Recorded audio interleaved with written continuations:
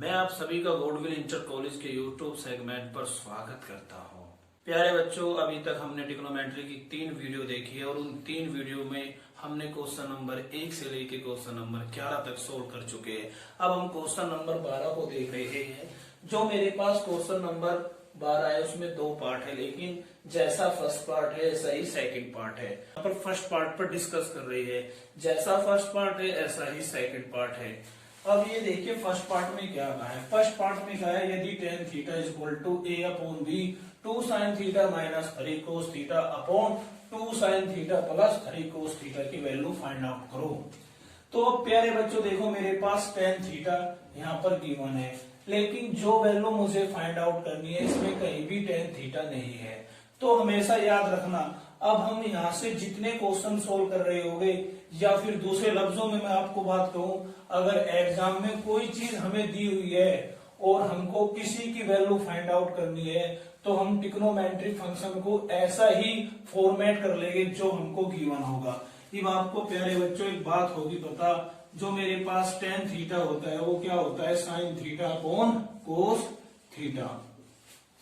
अब यहाँ पर देखना, इस फंक्शन में साइन और कोस की तो वैल्यू है। अगर मैं इस साइन थीटा को कोस थीटा से भाग दे दूं तो क्या होगा, टेन थीटा बन जाएगा।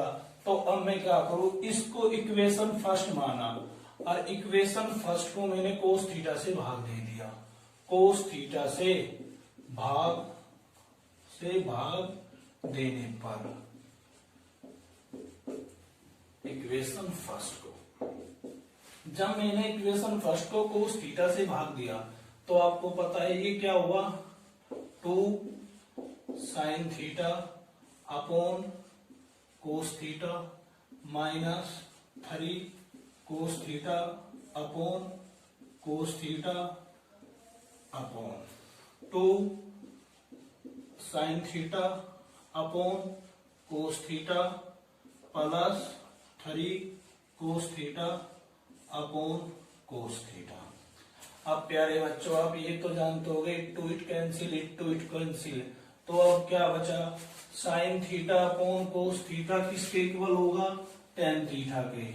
और आपको पता है अब मैं साइन थीटा अपॉन कोस थीटा की जगह tan थीटा पुट कर सकता हूँ, हाँ या ना। तो ये हो गया 2 tan थीटा, फिर minus it to it cancel 1 और 1 की जब 3 में मल्टीपल होगी तो क्या आएगा 3, और फिर अपॉन का सिंबल है तो अपॉन का सिंबल आएगा।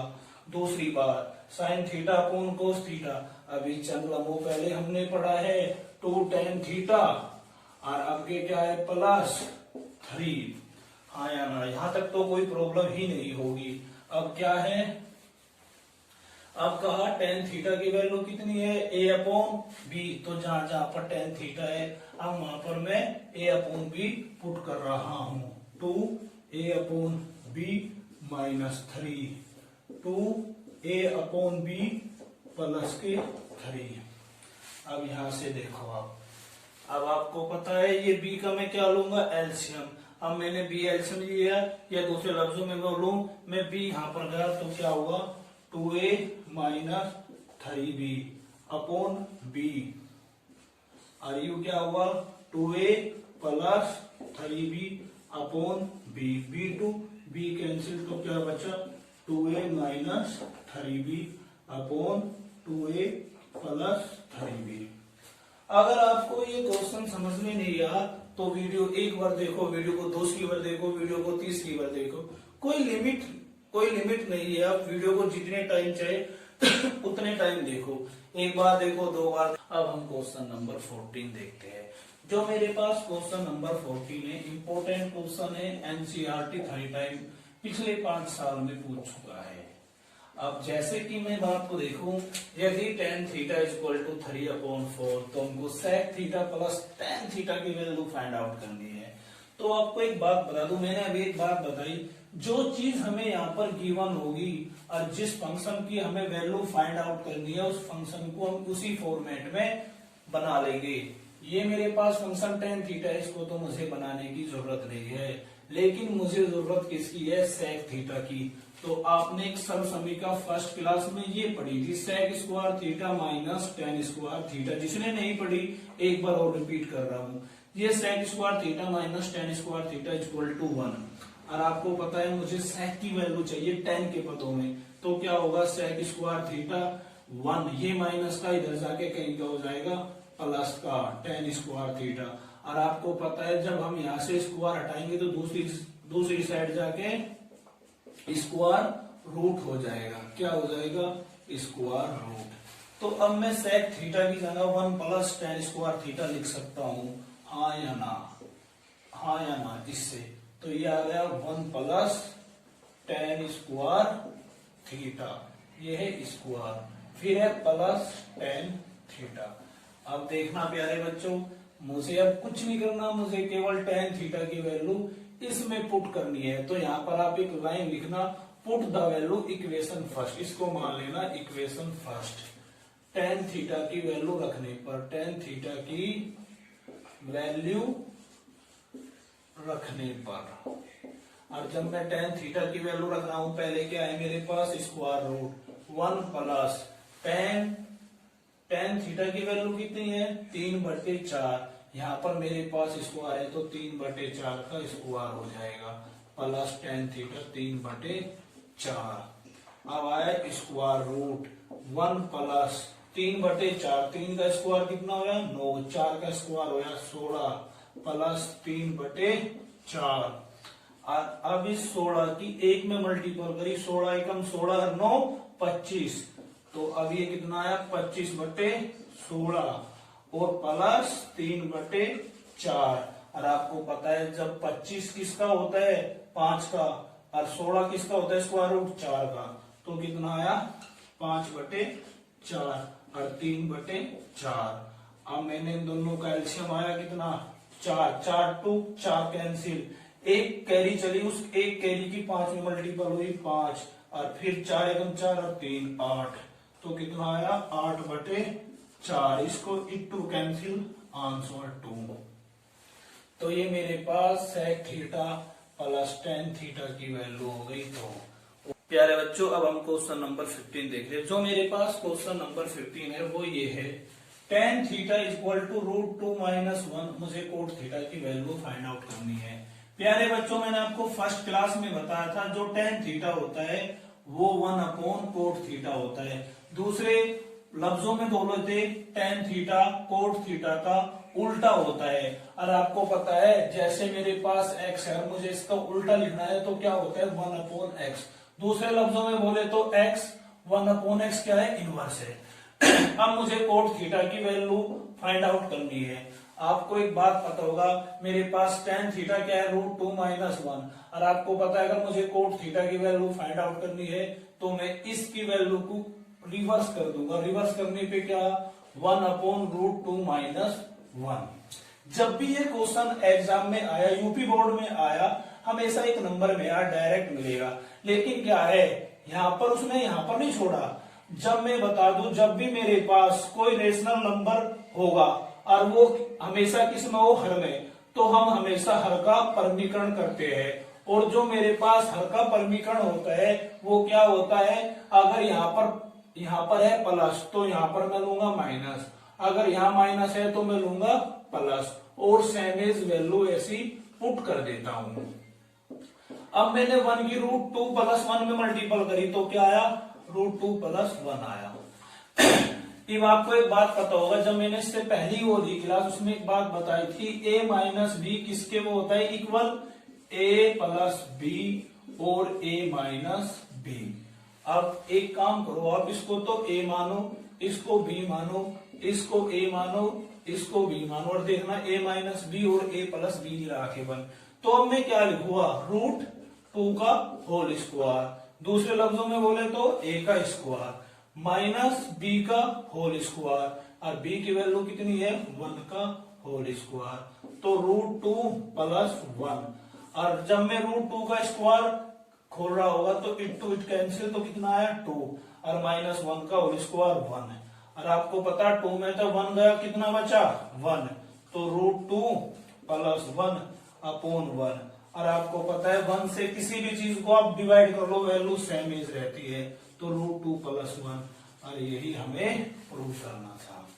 क्वेश्चन नंबर 15 देखा। अब हम क्वेश्चन नंबर 16 को देख रहे हैं। जो मेरे पास क्वेश्चन नंबर 16 है ये है tan a equal to 1/√3, tan b क्या है √3। आपको मैंने बताया था ये सबसे इंपॉर्टेंट फॉर्मूला है, tan theta sin theta upon cos theta. इस फॉर्मूले का मोस्टली यूज कर रहे हैं। अब एक बात देखो, मुझे क्या चाहिए फंक्शन, मेरे पास tan a है और tan b है और यहाँ पर cos और sin की बात हो रही है। आपको पता है tan थीटा क्या होता है, sin theta upon cos theta. मुझे इसकी वैल्यू फाइंड आउट करनी है, तो मैंने इसको माना इक्वेशन फर्स्ट और यहाँ पर लिख दिया सॉल्यूशन। अब मैंने क्या किया, अब मैंने आपको पता है जो मेरे पास tan थीटा होता है वो sin theta upon cos theta है। इस कंप्लीट इक्वेशन को, इक्वेशन फर्स्ट को cos a और cos b से भाग दे दिया। इक्वेशन फर्स्ट को cos a cos b से भाग देने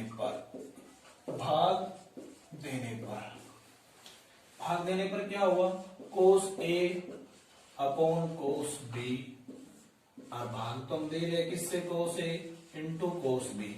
अब माइनस है तो माइनस, फिर sin a sin b, फिर क्या है upon cos a cos b। अब आपको पता है इट टू इट कैंसिल।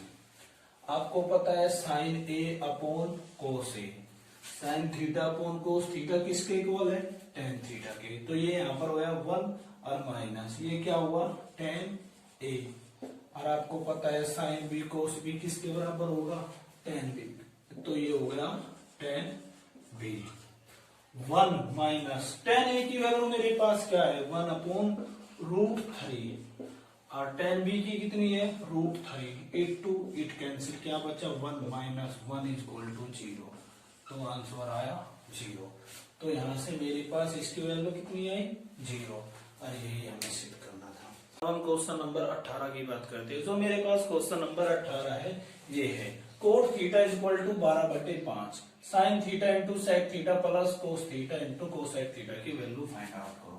प्यारे बच्चों, आपको एक बात पता होगी, जो मेरे पास cot थीटा होता है वो tan थीटा का उल्टा होता है, हाँ या ना। अगर cot थीटा की वैल्यू 12/5 है तो tan थीटा की वैल्यू क्या होगी 5/12, क्योंकि अभी बताया जो cot थीटा होता है वो tan थीटा का उल्टा होता है। अगर cot थीटा 12/5 है तो हम इसका भी तो उल्टा कर रहे होंगे। दूसरी बात, अब मुझे sec थीटा और cosec थीटा भी क्या करना है, रिमूव करना है।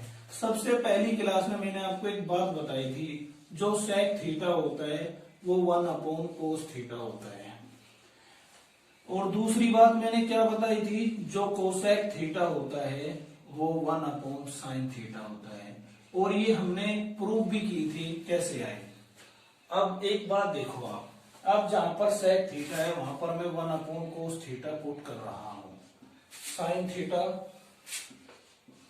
इंटू, और आपको पता होगा कि ये जैसा सिंबल होता है ना डॉट का, इसको मल्टीपल बोलते हैं। sec थीटा क्या होगा 1/cos theta plus cos theta, और cosec थीटा क्या होगा 1/sin थीटा, 1/sin थीटा, और आपको पता sin theta upon cos theta, और plus cos theta upon sin theta. आपको मैं एक बात बता दूं नॉलेज के लिए, sin theta upon cos theta किसके इक्वल होता है tan थीटा के, और cos theta upon sec theta किसके होता है cot थीटा को। और आपको पता है tan थीटा की वैल्यू क्या है मेरे पास 5/12, और cot थीटा की वैल्यू की क्या है 12/5।